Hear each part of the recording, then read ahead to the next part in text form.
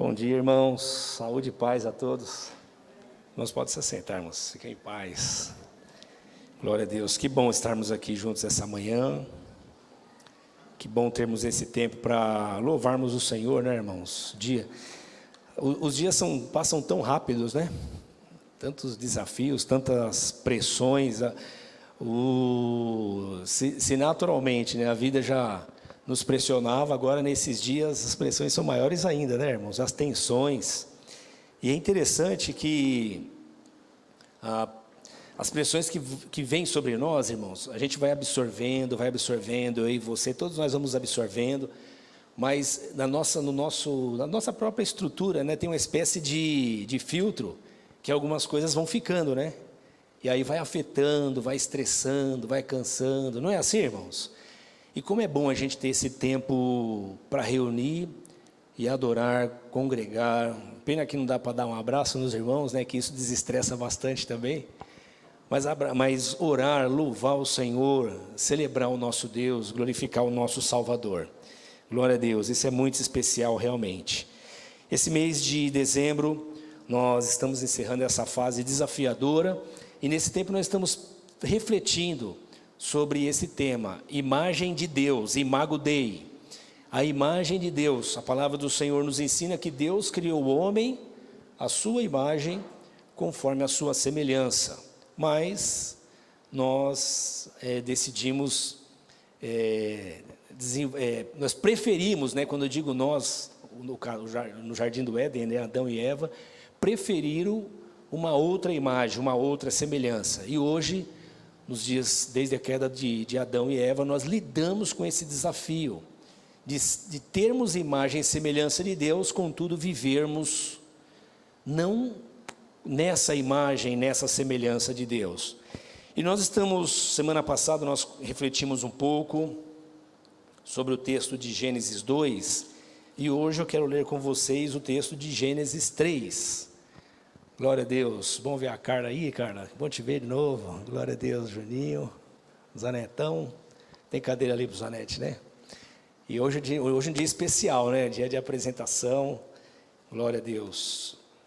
Nós celebramos, né, irmãos, os milagres do Senhor entre nós. Abra aí a sua Bíblia no livro do Gênesis, capítulo 3. Nós vamos orar antes de fazer a leitura. Já achou aí? Vamos orar? Senhor, nós te louvamos por esse dia tão especial que o Senhor nos deu. Obrigado por tua graça, obrigado pelo teu amor, obrigado por tua salvação. Obrigado, Senhor, pela tua palavra viva, que tem nos revelado quem nós somos, tem nos revelado quem o Senhor é e o quanto necessitamos de um Salvador. Obrigado, Senhor, por nos encontrar com a sua verdade. E essa verdade tem mudado a nossa mente, o nosso coração, transformado a nossa natureza. Obrigado pelo privilégio, Senhor, que temos de iniciar essa semana, aqui reunido com os nossos irmãos. Alguns aqui presencialmente, outros em comunhão conosco através das redes sociais. Mas juntos, Senhor, nós nos unimos para adorar o teu nome, para declarar que o Senhor é o nosso Senhor, o nosso Salvador, o nosso Rei, o nosso Redentor. E nos entregamos a ti, Senhor, para que a sua palavra viva, flua como água limpa, limpando a nossa mente, limpando o nosso coração, nossas emoções, trazendo cura ao nosso corpo, aos nossos sentimentos, aos nossos afetos. Haja em nós, Senhor, para a glória do teu nome. Visite todos aqueles que estão em suas casas, ou no carro, ou no transporte, ou aqueles que serão alcançados em algum momento por essa palavra que refletiremos hoje. Para que o Senhor, que tem uma palavra viva, traga transformação para a glória do teu nome. Nós suplicamos isso em nome de Jesus. Amém. Muito bom. Semana passada nós conversamos sobre o Gênesis 1 e 2, explicamos sobre dois tipos de relato, né? Do Gênesis 1 até o Gênesis 2, 4, primeira parte. Nós temos uma tradição que fala da criação mais detalhada, né? Depois do Gênesis 2, Nós temos um segundo relato de uma outra tradição, a primeira tradição eloísta, a outra javista, e que vem da palavra Elohim ou da palavra Javé, que são nomes de Deus. E é muito importante, irmãos, nós estarmos atentos com os textos das Escrituras todas, certamente que sim. Mas Gênesis 1, 2 e 3 são essenciais para eu e você entendermos toda a Escritura. Se nós não entendermos o que acontece em Gênesis 1, 2 e 3, nós vamos ter dificuldade com o resto. E esses 3 capítulos, eles recebem muito ataque dos teólogos liberais, porque é exatamente o recorte bíblico do Gênesis que nos fala por que nós somos como somos.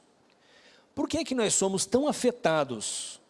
Se a Bíblia nos ensina que Deus criou o homem à sua imagem, conforme a sua semelhança, e o homem era um ser completo, pleno, e desse ser completo, pleno, virou isso que somos nós, essa caricatura, né?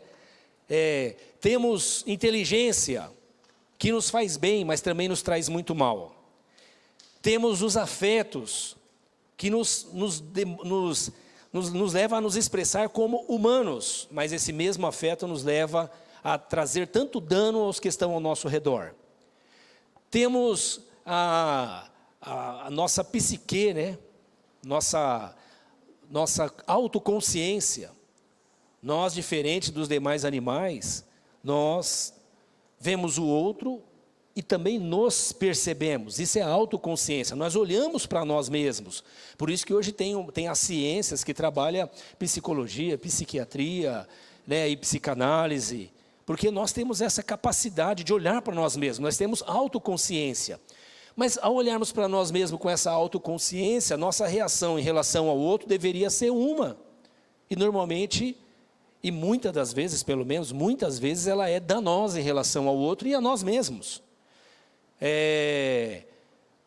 Somos seres sociais, fomos criados para viver em comunidade, mas há uma tensão toda vez que junta 2 pessoas ou 3. Nós vemos as pessoas se unindo por amor para constituir família, e é natural que essas mesmas pessoas vão tropeçando em si mesmas. Nós somos assim, vamos tropeçando em nós mesmos e desconstruindo aquilo que desejamos tanto, que é viver juntos. Por que somos assim? Porque produzimos tanto mal a nós mesmos e ao outro, à criação de Deus e mesmo ao próprio Criador. Então Gênesis 1, 2, 3 nos fala sobre isso. Por que somos o que somos? Por que somos desse jeito que somos? As ciências modernas terão outras abordagens para fazer explicações. Aliás, são menos explicações do porquê e mais esforços para tentar explicar como nós somos. Então, há uma série de ciências que trabalham que faz uma leitura e tenta entender por que nós somos assim. Gênesis 1, 2 e 3 nos dá um mapa dizendo especificamente por que somos como somos. Sempre há um questionamento sobre o livro do Gênesis, no sentido de que o que está escrito lá é um mito. Bom, essa é uma maneira de algumas pessoas acreditarem que o texto é um mito. Mas nós, e é natural que na literatura seja assim também, a leitura do Gênesis, do livro de Gênesis, e mesmo Êxodo, Levítico, Números e Deuteronômio e outros livros da Bíblia, ela traz em si mesmo uma característica, um tipo de literatura. Então, quando nós lemos Gênesis 1, 2 e 3, nós vemos um relato que traz uma ideia analógica, que traz um conceito analógico, falando de Adão e Eva, da árvore do jardim, sabedoria, a árvore do conhecimento do bem e do mal, a árvore da vida, a serpente que entra no jardim, a queda do homem, a linguagem ela é cheia de figuras, porque é o tipo de literatura. Mas o fato da linguagem ser cheia de figura, porque esse é o tipo da literatura, não esvazia a realidade, a verdade do fato histórico. Nós, por exemplo, podemos ler uma poesia, e essa poesia usa uma série de linguagens poética, encantadora, que não representa exatamente o que está acontecendo, entretanto, não esvazia a realidade dos fatos, que aquilo aconteceu. Se você pega um poema, por exemplo, de um homem para uma mulher, ou de uma mulher para um homem, falando do encontro, nós, por exemplo, lemos Cantares, né? Cantares fala o escritor do livro de Cantares fala da estética da mulher, do seu pescoço, dos seus dentes, dos seus cabelos, do seu corpo. Mas ele não usa uma linguagem sensual, como é usada hoje. Ele usa figuras poéticas, de palmeira, de montanha, de árvores, de beleza do marfim. Ele usa uma linguagem poética. A linguagem é poética, mas não esvazia o fato, a realidade do que ele está vendo, é verdade para ele. A mesma coisa acontece com o livro do Gênesis. A linguagem não é poética, mas não é descritiva, não é um relato histórico como é a ciência hoje. A ciência hoje exige a comprovação. Gênesis 1, 2 e 3, e mesmo os demais capítulos, até Gênesis 11, por exemplo, há uma série de figuras. Entretanto, essas figuras não esvaziam o fato. De tal maneira, irmãos, que o relato da criação existe em vários tipos de literatura de vários povos e não somente do povo judeu. Não é só um relato da tradição judaico-cristã. O relato da criação e da queda é encontrado em outros tipos de literatura, em outros povos anteriores ao povo judeu. Então é importante que eu e você lemos a Gênesis 1, 2 e 3, e os demais capítulos também, certamente, com esse olhar atento à crítica moderna que há às Escrituras. Essa crítica ela é sutil. Essa crítica ela vai minando desde as crianças até os adultos. E vai esvaziando a veracidade das Escrituras. A tal ponto que, mesmo hoje, tantas pessoas que dizem crer em Deus, não consultam mais as Escrituras a respeito da vida. Se você está com um problema emocional, você vai no psicólogo. Se é físico, você vai no médico. Dependendo do problema físico, você vai no especialista. Né? Neurologista, ortopedista, enfim, você vai num especialista. Se o assunto é construção, você vai no engenheiro. Se é natureza, você vai no agrônomo. Mas se é vida, eu e você deveríamos ir onde? Nas Escrituras. E por que os que dizem que creem nas Escrituras vão tão pouco nas Escrituras? Porque as demais ciências, ou as ciências modernas, estão sinalizando para nós, dizendo, olha, eu tenho respostas melhores. Na psicologia, na psiquiatria, nas artes do amor, dos relacionamentos, da afetividade. E isso são caminhos que a teologia liberal está propondo para a nossa sociedade. E eu e você precisamos estar atentos com isso. O Senhor Jesus disse assim, vocês erram porque não conhecem a psicologia, não conhecem a arquitetura, a agronomia, porque não conhecem as Escrituras. Eu erro porque eu não conheço direito as Escrituras. E todas as vezes que eu vou às Escrituras, ela me chama a atenção e diz, Moisés, presta atenção, você está no caminho errado. Ou quando alguém diz, não é por aí, eu vou nas Escrituras e ela diz, Moisés, fica aí, não sai daí não, porque esse é o caminho. O Senhor nos diz, a palavra do Senhor nos diz, reconhecei Ele em todos os seus caminhos, e Ele endireitará as suas veredas. Reconheça-o em todos os seus caminhos. Quais? Todos os relacionamentos, todos os negócios, todos os afetos, todo o nosso jeito de cultuar a Deus, todo o nosso jeito de ser, viver, olhar para a vida, compreender a vida, compartilhar a vida, ser vivo, ser gente. reconheça-o em todos os seus caminhos.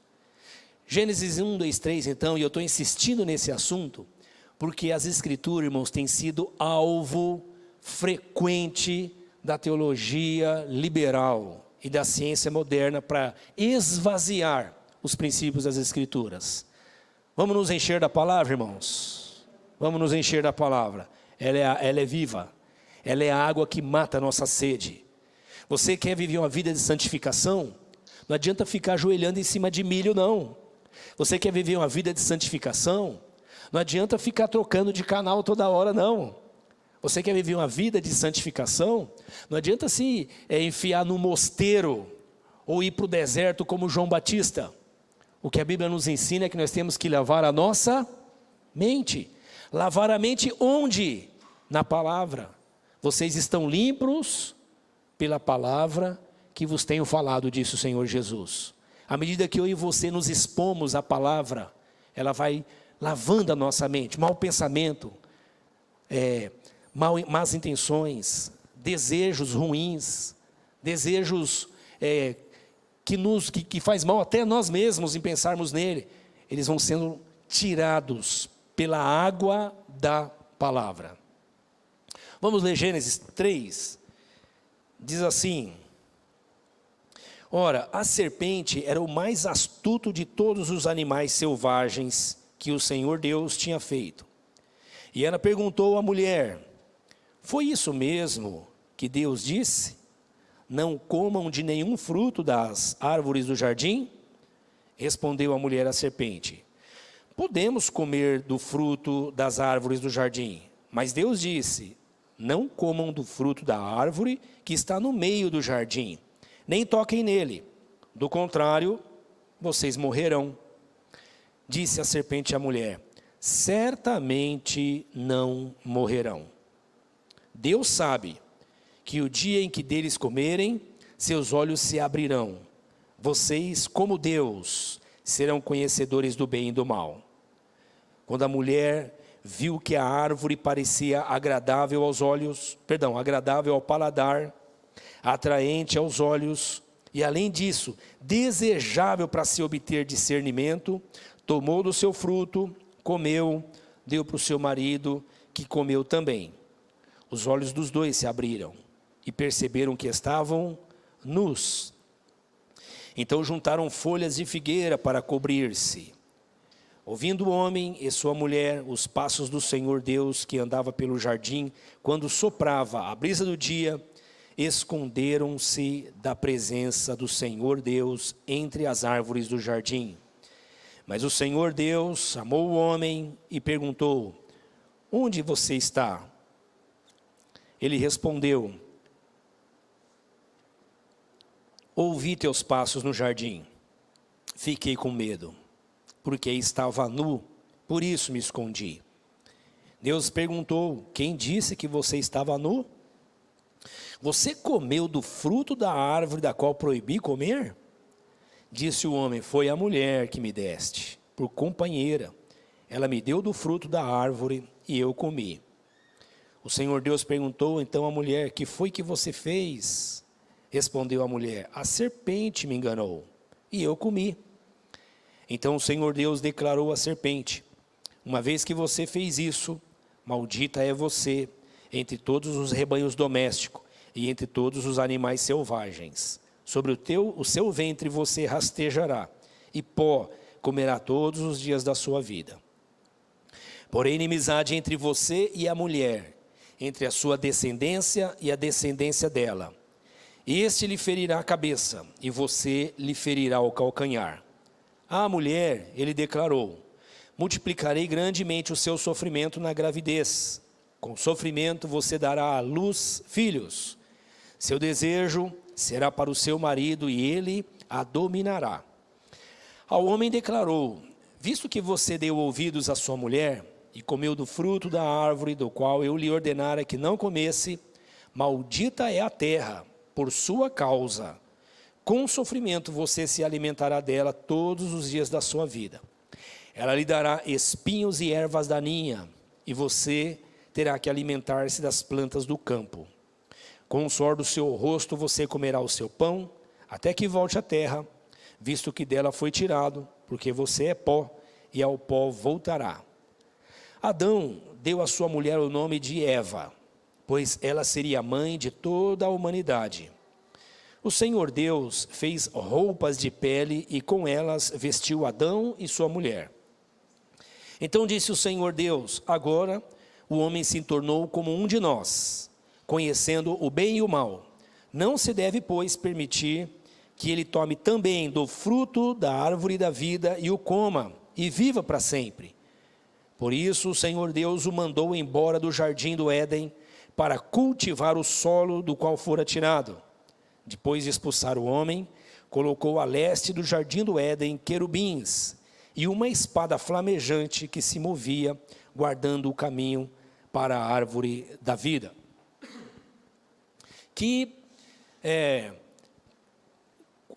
Qual foi a dimensão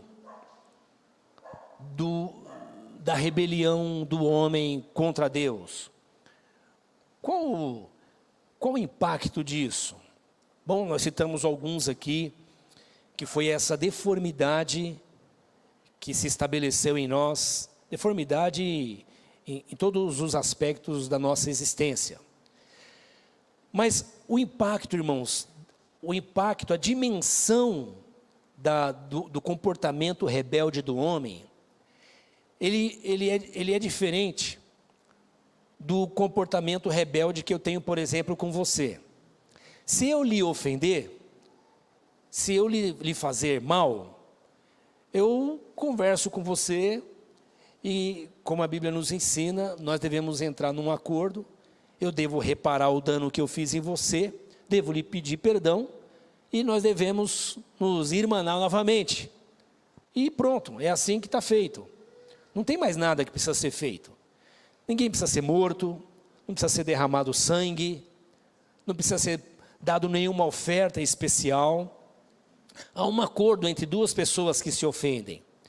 Mas quando o homem se rebelou contra Deus, a dimensão do que ele fez foi além da humanidade. Foi além foi além do que ele deveria ou poderia fazer. A ofensa que o homem produziu foi a Deus, não foi a outro homem. A ofensa que Deus produziu foi ao Criador, foi a um ser eterno.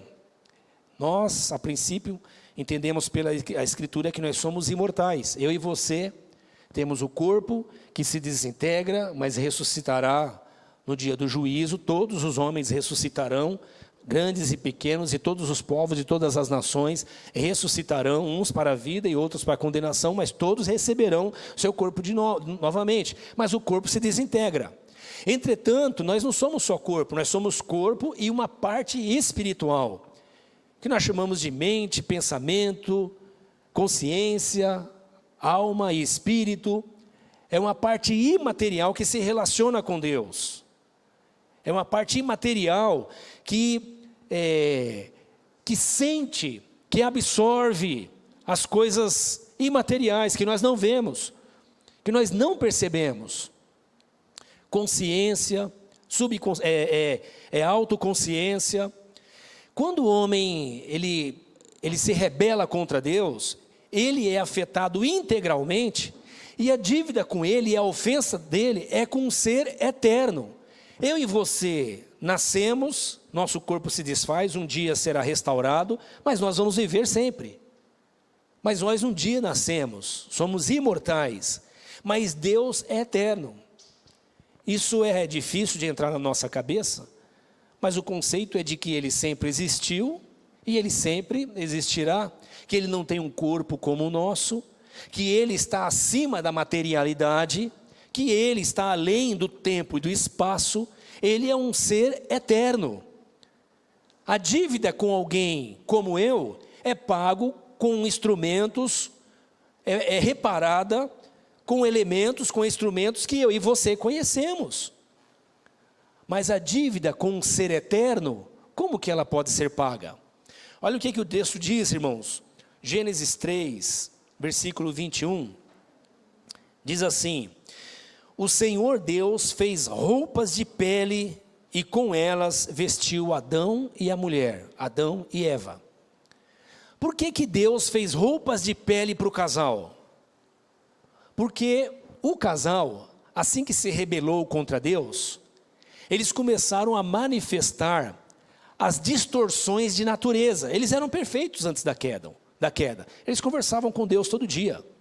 Não tinha esse negócio de, Deus chegou, arruma a calça, arruma o cabelo, se ajeita aí, o Deus chegou. Não tinha essa conversinha fiada que nós temos hoje, que é mais religiosa do que espiritual. Havia uma conversa. A Bíblia diz que o Senhor conversava com eles todos os dias. Ele era um amigo. O amigo é assim, você encontra ele qualquer hora, qualquer dia, qualquer tempo, fica quanto tempo for distante, e quando fala com ele é como se tivesse falado outro dia. Assim é o amigo. O casal era amigo de Deus. Só que quando eles se rebelam contra Deus, eles desobedecem a Deus, assim que eles ouvem o Senhor fazendo algum movimento no jardim, eles se escondem. E eles vão lá e pegam figueiras, folhas de figueiras para cobrir a sua nudez. Cobrir a nudez traz esse conceito de consciência de queda moral. Eles viram que tinham rompido um contrato. Eles viram que tinham ofendido a Deus. Eles viram que estavam endividados com Deus. Eles tinham vergonha de si mesmo agora. Eles não tinham só vergonha um do outro, porque cobriram o seu corpo. Eles agora tinham vergonha de Deus. Eles se cobriram um do outro e agora se esconderam. Nós vemos nesse ato o comportamento do homem produzindo para si mesmo autorredenção. O que é a autorredenção? Olha, o Criador está aí. Ele virá, ele vem todo dia conversar com a gente. Nós vamos nos esconder dele. E nós vamos fazer alguma maneira para nos escondermos, não só em alguma moita. Adão, onde você está? Ah, Senhor, vi que estava nu e me escondi. Não só querer se esconder de Deus, mas querer se esconder de si mesmo e querer se esconder um do outro. A gente vê aqui, irmãos, o primeiro comportamento do homem produzindo religião. Religião é todo o esforço do homem para querer impressionar Deus, ou se esconder de Deus, ou se justificar diante de Deus, ou se redimir diante de Deus. Que Deus? O Deus eterno. Que eterno? O que nos criou, aquele que nos deu vida, aquele que por mais que alguém negue, sabe que sem ele não pode existir. Paulo, citando os poetas gregos, diz: dele nós vivemos, nos movemos e existimos. Quando eles colocam aquela folha cobrindo os seus corpos, folha de figueira, eles estão tendo o primeiro comportamento de autorredenção, o primeiro comportamento religioso. E a religião é assim, irmãos. A religião, ela sugere para mim, para você, que eu e você podemos agradar Deus, fazer um chamego em Deus e diminuir a ira dele contra nós. Sabe o filho que quando faz uma coisa errada e o pai e a mãe olham para ele com aquela cara de bravo, ele logo dá um sorriso e vem com aquele abraço querendo dizer assim: não, está tudo bem, pai, está tudo bem, mãe. Você já viu uma criança fazer isso? O Adão e Eva, quando cobrem o seu corpo, eles estão tendo um ato de religião, buscando autorredenção, tendo um comportamento tentando afagar Deus, como se fosse possível. E aqui nós vemos o ensino das Escrituras nos mostrando que isso não era suficiente. A religião, ela traz para nós máscaras. A religião traz para nós maquiagem. A religião nos maqueia diante de Deus. E nós usamos, quando eu digo nós, estou falando da humanidade. A humanidade usa a religião para se maquiar. E ao se maquiar, ela olha para si mesma e diz: olha como eu estou bem. Eu sou um pecador, mas não sou dos piores. Eu sou errado, mas não sou como todo mundo. E ela começa a criar movimentos para agradar a Deus, para tentar aplacar a ira de Deus. Ora, um pai amoroso, e humano como nós, pode até cair nesse olhar, né? Parecendo aquele gatinho do Shrek, né? Quando o filho olha para você, que fez uma coisa errada, e você fala, tá bom, filho. Só que no caso do homem, não poderia ter esse, tá bom, filho. A ofensa do homem, mortal, terreno, limitado, foi com o ser imortal, um ser eterno, o Criador de todas as coisas. Como pagar ao Deus eterno, como um ser limitado, humano, pode pagar ao Deus eterno uma dívida eterna? Se todos os recursos que ele tem é humano, é limitado. Jesus, para nos ilustrar esse conceito, ele cita a parábola de um homem, de um administrador que tinha uma dívida com o seu rei. E a dívida que ele tinha com esse rei era uma dívida muito grande, era impagável. E então ele vai ao seu rei e chora e fala com o seu rei que o seu rei lhe perdoe. E o rei então diz para ele, tá ok, eu vou perdoar a sua dívida, vá em paz. Só que quando ele vai no caminho, ele encontra alguém que deve para ele. E o que esse alguém deve para ele é uma dívida pequena. Entretanto, o comportamento dele com essa pessoa que tem com ele uma dívida pequena é de crueldade, é de impiedade, é de não misericórdia. E ele então pisa no pescoço dessa pessoa e fala, olha, você vai me pagar tudo o que você me deve.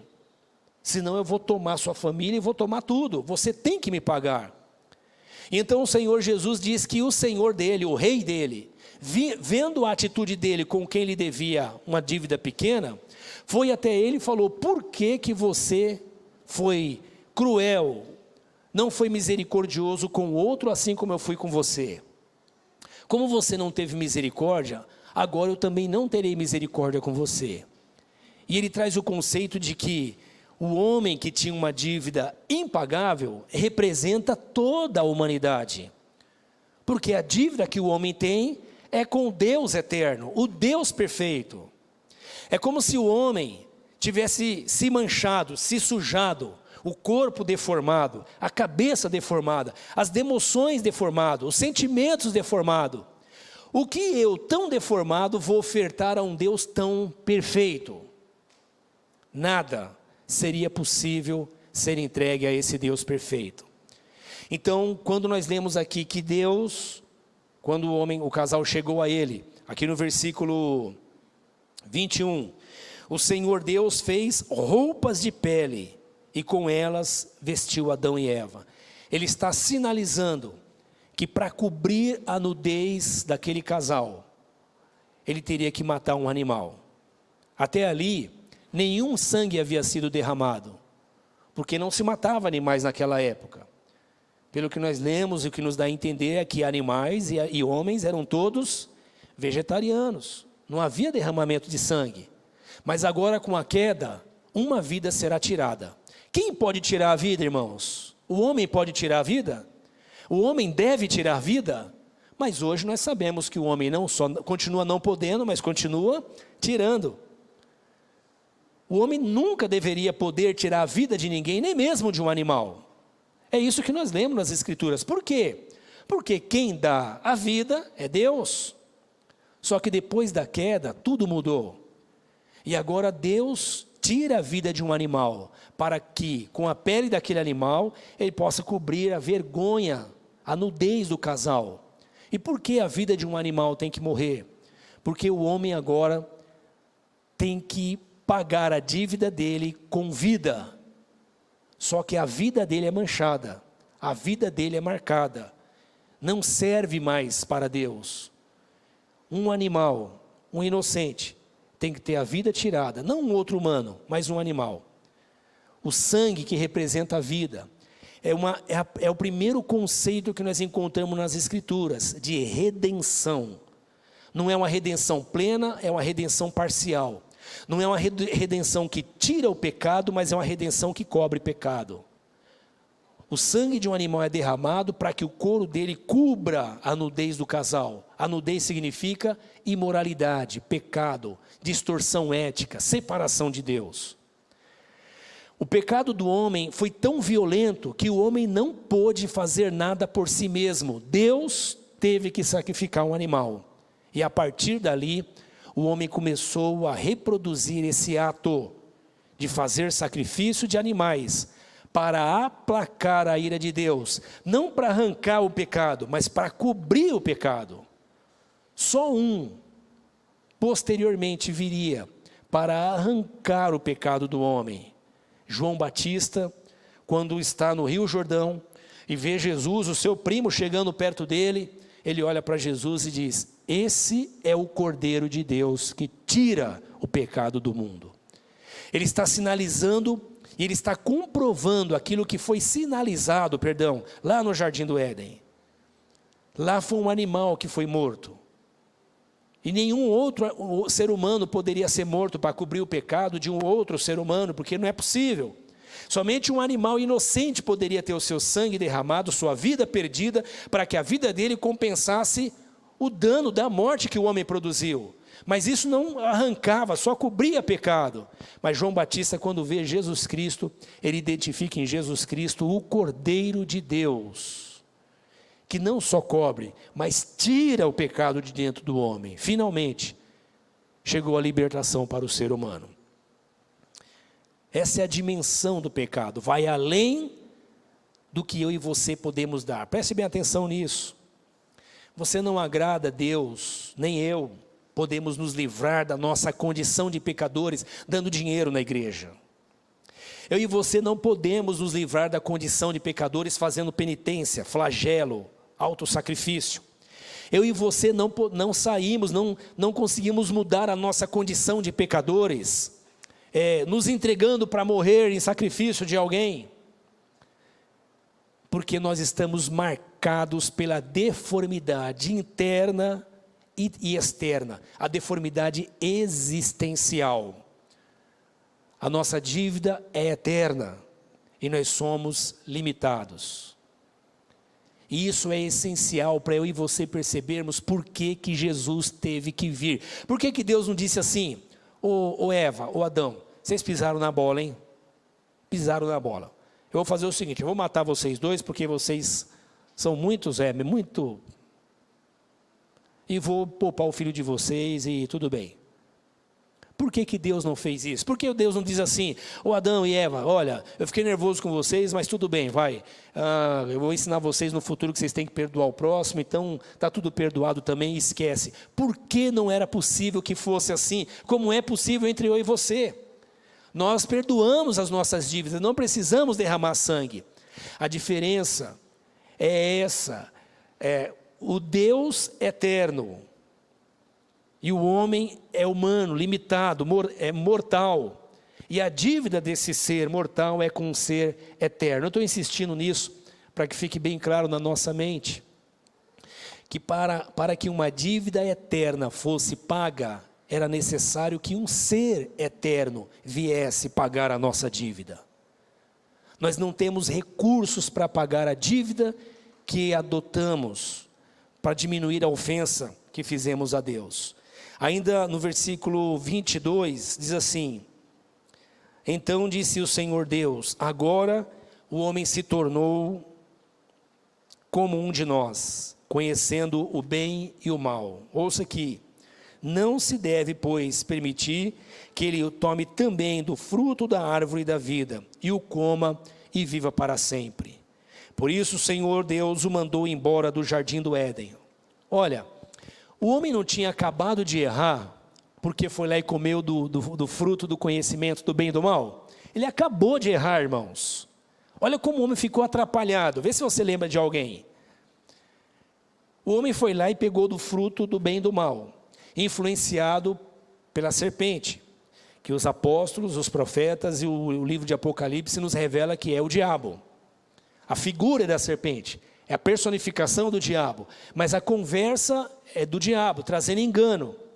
Não é assim que o diabo faz com todos nós, com todo ser humano? É assim que Deus disse. Você recebe uma palavra de Deus, por exemplo, né? Você ouve o evangelho, você lê a Bíblia, e aí você começa a viver a vida, e vê algumas coisas acontecendo na sua vida que você diz, pô, parece estar diferente do que a Bíblia diz, o Deus das promessas, o anjo que acampa do meu lado, e 1.000 de um lado, 10.000 do outro, e não acontece nada, e daqui a pouco eu sofro um acidente. É o Deus que me cura, e daqui a pouco eu peço para Ele me curar, e Ele não me cura. Alguma coisa está errada. E aí, como a serpente fez lá no jardim do Éden, faz com a gente. Foi assim que Deus disse? E começa a colocar dúvida na palavra de Deus. E então o homem começa a duvidar de Deus. Foi mais ou menos assim que ele disse. Ele disse que vocês vão morrer? Sim, ele falou que a gente iria morrer. A serpente fala, certamente não vai morrer. Fica tranquilo. E a morte que o homem obteve foi a desconexão com Deus. Ele continuou vivendo, continuou na vida, continuou sentindo, continuou vendo, percebendo, amando como poderia, mas tudo de forma deformada. O homem morreu, se desconectou com Deus. Já não seria uma lição suficiente, irmãos, para Deus falar, olha, agora eu vou deixar você no jardim, por favor, vê se não faz a besteira de comer da árvore da vida. Não poderia ser assim? Mas por que Deus expulsa o homem do jardim? Porque agora o homem é tonto. Posso usar essa expressão? Agora o homem é tonto. Antes ele era totalmente inteligente, conectado com tudo, integrado com tudo, sabia de tudo. Agora ele ficou tonto. Agora ele bate cabeça. Agora tem que ter alguém pegando na orelha dele e puxando, não, vem para cá. Você já ouviu a palavra livre-arbítrio? Cada um tem o seu livre-arbítrio. Parece que aqui não. Parece que o texto está dizendo que não, o homem não tem livre-arbítrio. Por quê? O Senhor está dizendo, se eu deixar ele no jardim, ele vai fazer a besteira de novo. Ora, como que alguém erra 2 vezes, se é livre para escolher o certo? Sim ou não, irmãos? O homem deveria escolher o quê? Então, eu já fiz a besteira de comer da árvore do conhecimento do bem e do mal, eu não vou comer da árvore da vida. Mas o homem deixou de ser livre, e agora ele se tornou escravo das suas paixões, escravo dos seus desejos. É de novo a imagem da criança, que você põe um docinho, um chocolate, um bolinho, uma coisa que ele gosta, sai de perto e diz, não mexa. E ele fala, pode deixar que eu não vou mexer. E quando você volta, ele está lá lambuzado com a comida, e você diz, você comeu? Ele, não. Eu estou vendo na sua boca. Não, ele passa a mão e diz, não. Porque agora essa é a natureza do homem. Ele não só foi enganado pela serpente, agora ele continua se enganando e tenta enganar a Deus. Ele perdeu o conceito que se tinha antes da queda de livre-arbítrio. Agora ele não é livre para nada. Ele tanto não é livre que o Senhor tem que tirar ele do jardim. Tira ele daí, senão ele vai comer do fruto da árvore da vida. Seu filho tem livre-arbítrio? O seu pequenininho lá tem livre-arbítrio? Ele fala, eu quero isso. Se você deixar, sim. Se você não deixar, não. Quando você tira ele de um lugar, você está dizendo, você não tem liberdade total. Eu controlo a sua liberdade. Foi assim que Deus fez conosco. E o homem perdeu o livre-arbítrio. Agora o homem é escravo do pecado. É escravo do seu pensamento. É escravo dos seus desejos. Os seus afetos foram alterados. E ele agora entra em rebelião contra Deus. Essa é a dimensão da queda do pecado, o dano que trouxe a queda ao homem. Lá em Romanos 15, nos fala, irmãos, que esse homem que caiu e está nessa condição, não enxerga que está nessa condição. Se você sair na rua aqui, perguntando para as pessoas assim, você é gente boa, o que a pessoa vai dizer? Oxe, mas demais. Você é um cara do bem? Só do bem. Você faz o mal? Não, eu sou um cara bacana. Principalmente aquele que nunca roubou, nunca matou, nunca fez coisa, esses conceitos de pecado moral grave. Ele fala, eu sou o cara. Não tem aquelas pessoas, já viu alguém dizer assim? Fulano é tão bom, tão bacana, que só falta virar crente. Você já ouviu alguém dizer assim? Irmão, isso aí é a coisa mais atrapalhada que a gente fala, que alguém pode dizer. Alguém é tão bom que só falta virar crente. É como se a gente que escolhesse, né? já tinha um jeitinho bom, ouvi uma pregação do Evangelho e falei, tem a ver comigo, vou virar crente. As Escrituras estão dizendo para nós que não, que todo o homem ficou deformado, tonto, atrapalhado, a tal ponto que perdeu o livre-arbítrio e Deus teve que pôr ele para fora, para depois ir atrás dele para salvar ele. Mas o homem não se enxerga assim, o homem se enxerga gente boa. De tal maneira que hoje o homem tem certeza, pelo menos através do pensamento humanista, que não precisa de Deus. Quem precisa de Deus se tem dinheiro? Quem precisa de Deus se tem ciência? Quem precisa de Deus se tem tecnologia? Quem precisa de Deus? E cada vez o homem vai se convencendo cada vez mais que não precisa de Deus, porque Ele é bom. Bom, o apóstolo Paulo nos ensina no livro de Romanos, no capítulo 15, que para que o homem tivesse consciência da sua condição, Deus deu para ele um códigozinho, chamado lei. Sabe a Constituição, né? Ou um livrinho de regras.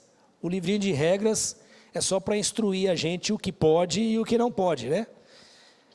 Capítulo 15, ele diz assim, no versículo 13, ele diz assim,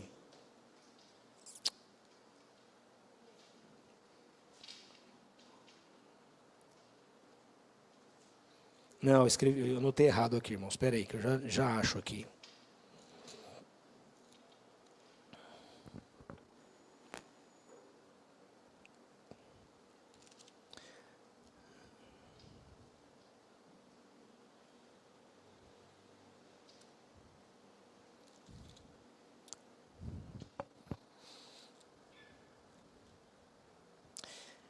Vamos ler o capítulo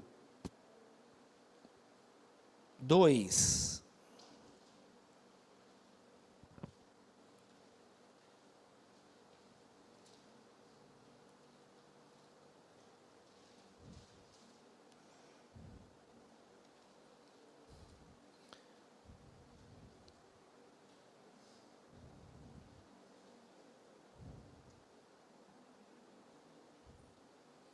Irmãos, me perdoem, eu anotei o texto errado aqui, irmãos.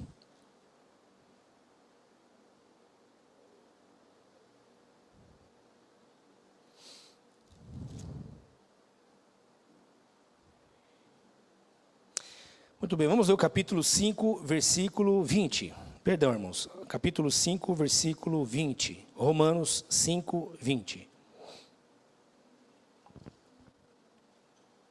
A lei foi introduzida para que a transgressão fosse ressaltada. Olha o que o texto diz. A lei foi introduzida. A lei, que lei? A lei lá que o Moisés trouxe.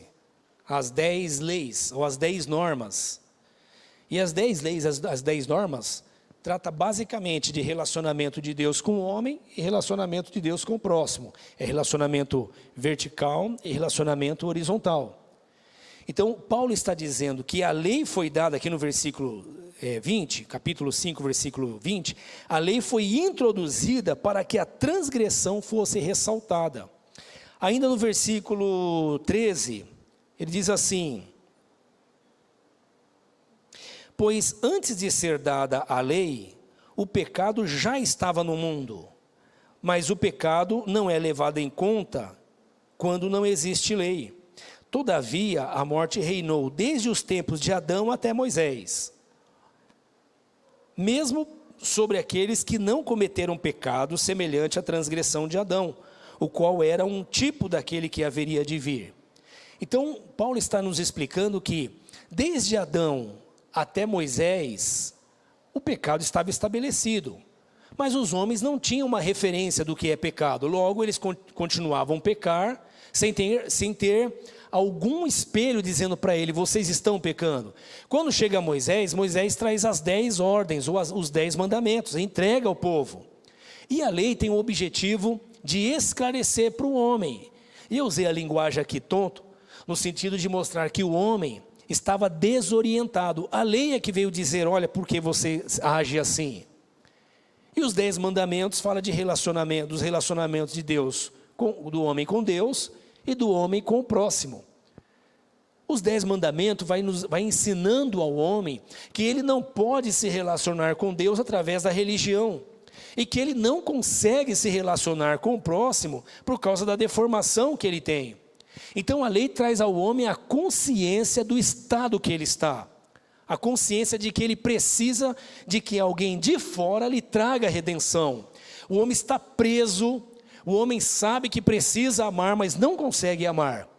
O texto ainda no capítulo 1 de Romanos, capítulo 1, versículo 8. Capítulo 1, versículo 18. Desculpa, irmãos. Capítulo 1, versículo 18 diz assim: portanto, a ira de Deus é revelada dos céus contra toda a impiedade. Vamos ler juntos aqui, irmãos? Leia comigo. Portanto,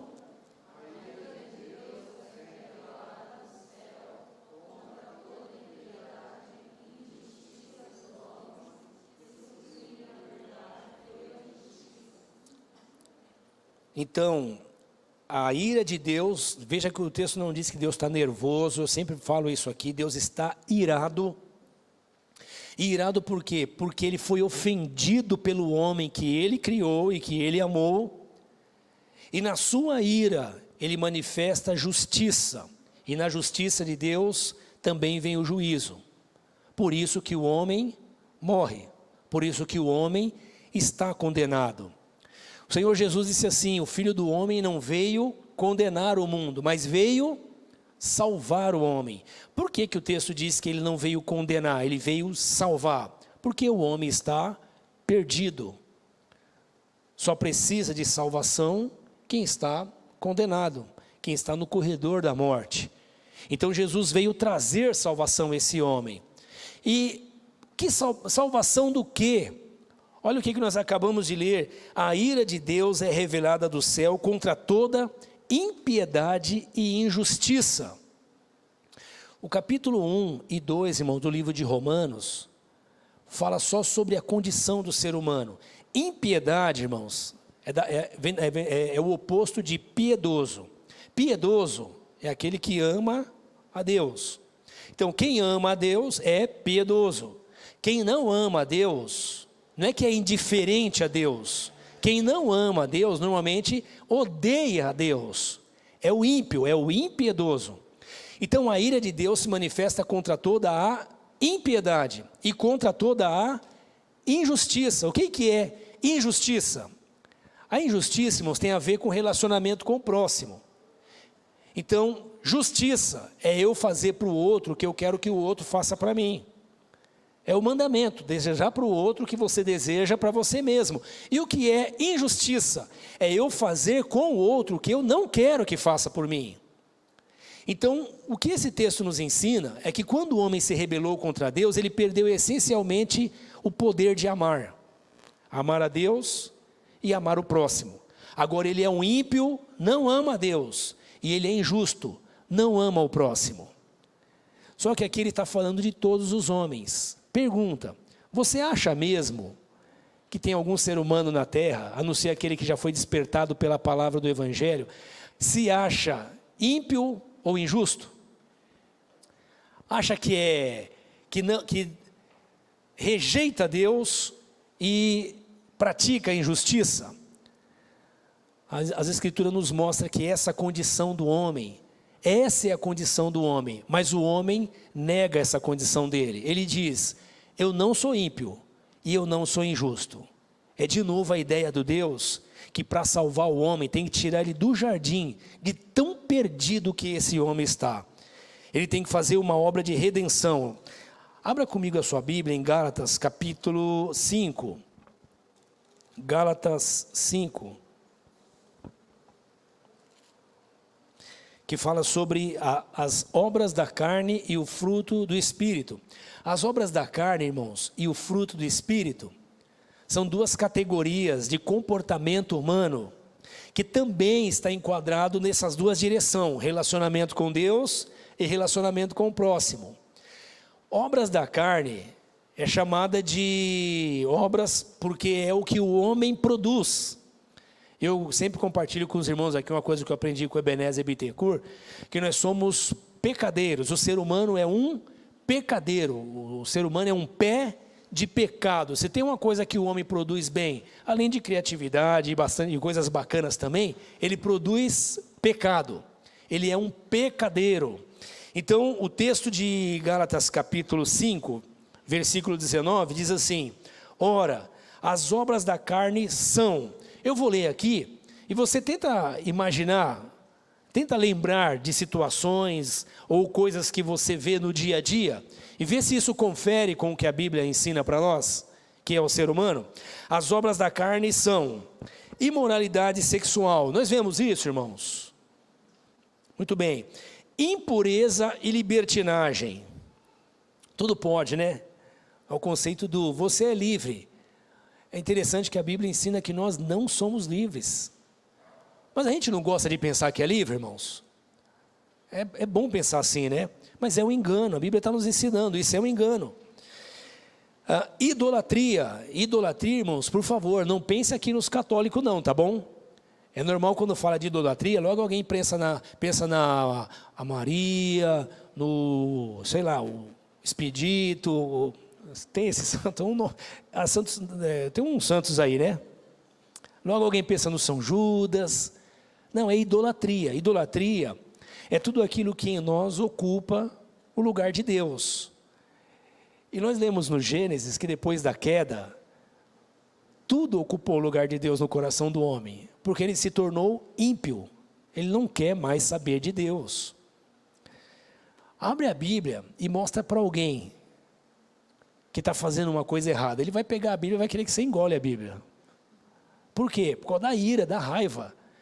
É igual eu e você olhar para o espelho. Quando a gente olha para o espelho e vê uma coisa que não é bacana em nós, a gente já está incomodado. Quando alguém vem e fala, olha como é que você está, você fica mais incomodado ainda. A Bíblia, irmãos, é o espelho para nós. A Bíblia, a palavra de Deus, é a revelação de Deus dizendo para nós quem nós somos e que nós não gostamos de ver. E eu estou insistindo nesse assunto para a gente perceber a dimensão da queda, como ela afetou a nós, a mim e a você. Egoísmos, dissensões, facções, inveja, embriaguez, orgias e coisas semelhantes. Aqui ele fala de coisas que têm a ver com imoralidade sexual e outras coisas que têm a ver com a nossa maneira de tratar o nosso próprio corpo.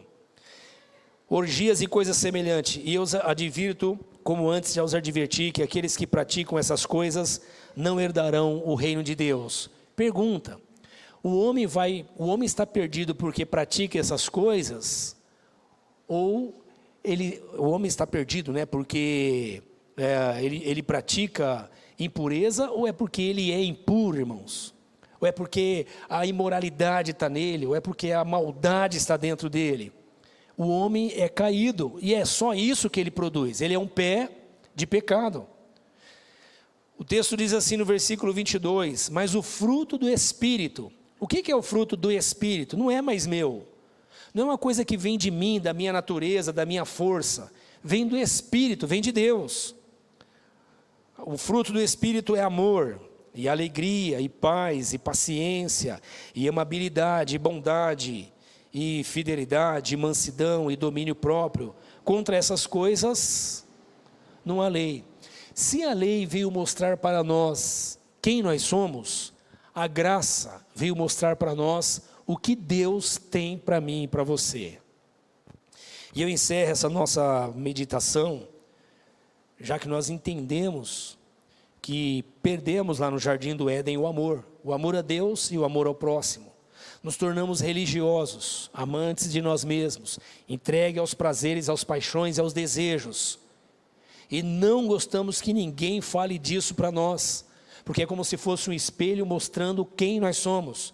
Mas as Escrituras nos traz exatamente isso, porque nós ficamos tontos depois que caímos no jardim. E não percebemos quem nós somos. Paulo, então, para encerrar, irmãos, Paulo nos mostra no texto de Efésios, capítulo 1, Efésios capítulo 1, versículos 4 a 6.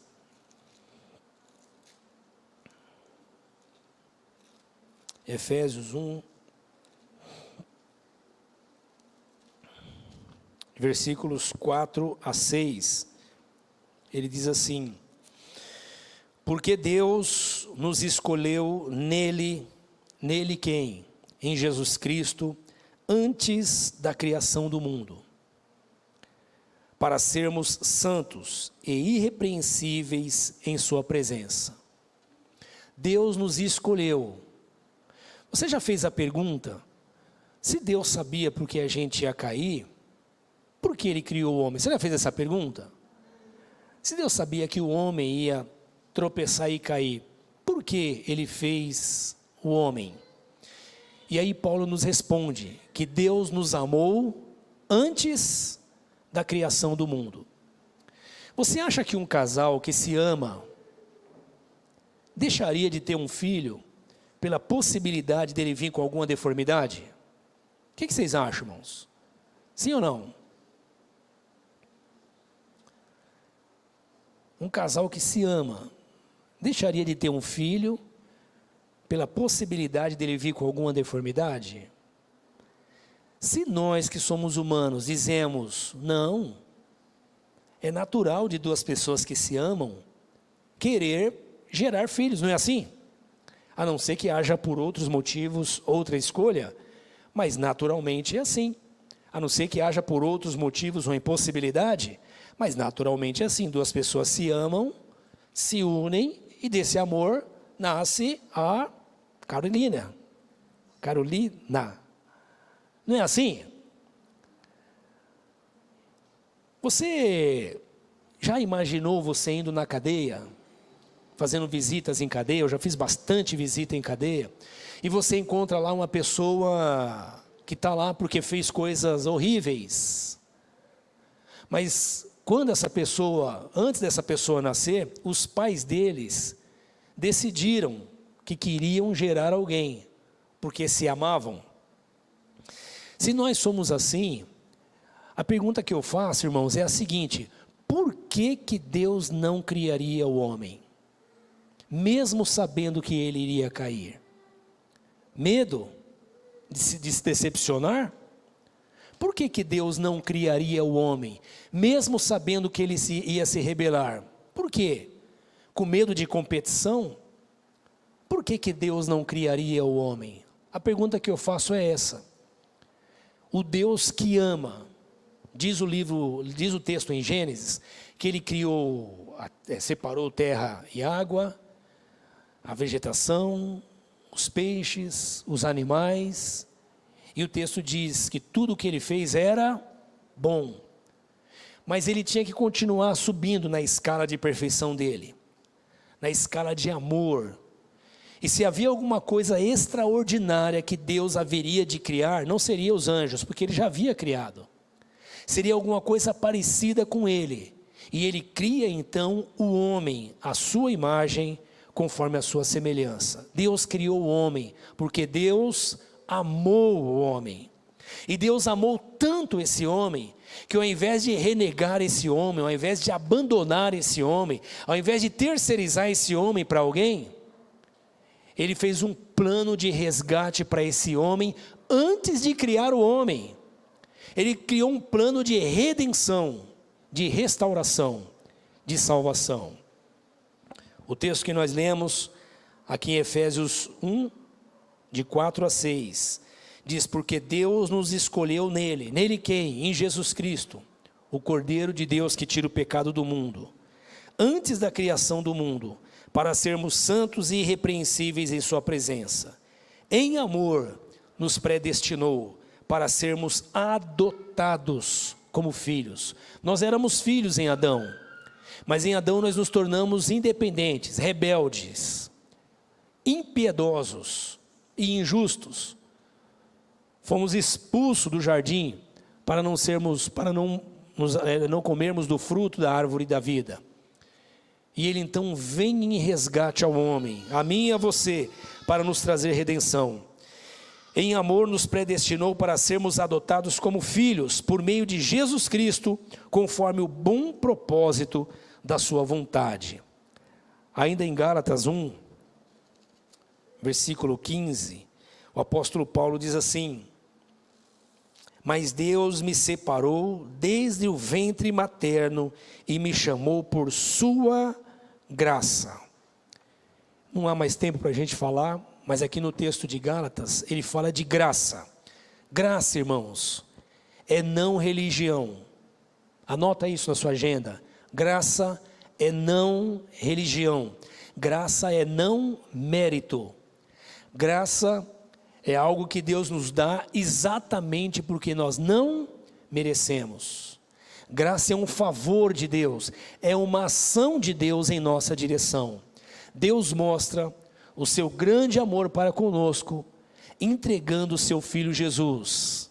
A minha dívida era com um ser eterno. Para eu pagar uma dívida eterna, esse ser eterno teve que se fazer um como eu, homem como eu, para me substituir de uma vez para sempre no pagamento da minha dívida. Se desde o Éden nós vamos aprendendo que o pecado do homem vai sendo coberto por causa do sangue de um animal que é derramado, o Deus eterno agora se faz homem, para finalmente ele morrer na cruz, para pagar uma dívida eterna que eu não podia pagar. Eu não podia me salvar, eu não podia me transformar, porque eu estava tão perdido que eu não enxergava a minha condição de pecador.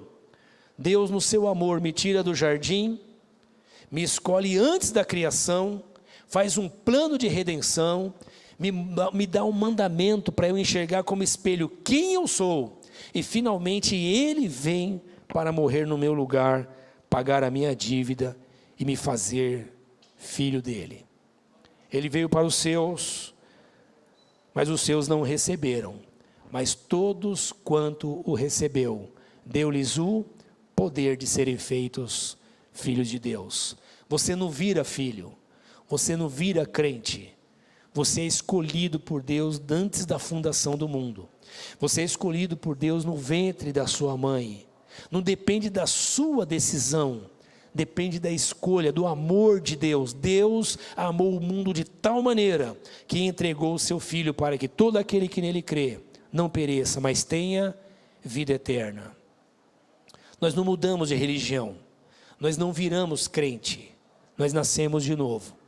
E nesse novo nascimento, nós fomos chamados para produzir um fruto que não é nosso, é o fruto do Espírito, do Deus eterno, que veio testemunhar na terra que sim, entre os homens perdidos, Deus está se manifestando, salvando esses homens e mudando o jeito deles viverem. O fruto do Espírito é amor, paz, longanimidade, benignidade, fé, mansidão, temperança, domínio próprio. Contra essas coisas não tem lei. Por quê? Porque a graça nos alcançou. Somos salvos pela graça, mediante a fé. Isso não vem de nós, disse Paulo, é dom de Deus. Não é pelas obras, para que ninguém se glorie. Fomos salvos por Cristo Jesus. E agora voltamos a ser restaurados para termos a imagem de Deus. Quando alguém diz, onde está Deus? Que ele veja Deus no meu amor e no teu amor. Quando alguém diz, onde está Deus na humanidade? Que ele veja Deus na minha piedade, na minha vida piedosa e na sua vida piedosa. Quando alguém diz, onde está Deus? Que ele veja Deus no amor que eu e você expressamos no nosso dia a dia, no jeito de tratar as pessoas, fazer negócios, nos relacionar com a vida, sermos gente como Deus nos chamou para ser. O mundo está cheio de religião, mas está clamando por Deus. Onde está Deus? Que sejamos a imagem de Deus. Amém, amados? Eu quero orar com você. Pai, nós oramos em nome do teu Filho amado Jesus. Obrigado, Senhor, por nos mostrar quem nós somos, quão deformados ficamos, quão errantes nos tornamos e quão impossível se tornou a nossa volta ao jardim. Mas nós te glorificamos, porque o teu amor nos reconciliou consigo mesmo. O teu amor nos alcançou, o teu amor nos buscou. E o Senhor com graça nos amou, com graça nos alcançou. Com graça tem transformado a nossa mente, o nosso coração. Com graça tem testemunhado a tua salvação, a filiação que recebemos através da tua bondade e da tua misericórdia. Nós te glorificamos, nós te agradecemos por isso, Senhor. Nós te louvamos por esta obra e pedimos que agora o Senhor nos faça, Senhor, caminharmos como imagens de Deus, como testemunhos de filhos de Deus, que levemos, Senhor, aos que estão ao nosso redor, essa verdade que nos impactou, nos confrontou, mas também nos transformou e tem nos transformado e trazido paz e alegria aos nossos corações. Nos leve, Senhor, nos conduza a uma semana de paz, a uma semana de evangelização, de pregação. Mais do que falar, além de falarmos, Senhor, que estejamos vivendo esse evangelho, compartilhando esse evangelho com os que estão ao nosso redor, cheio de graça e de verdade. Nós te pedimos isso em nome de Jesus. Amém.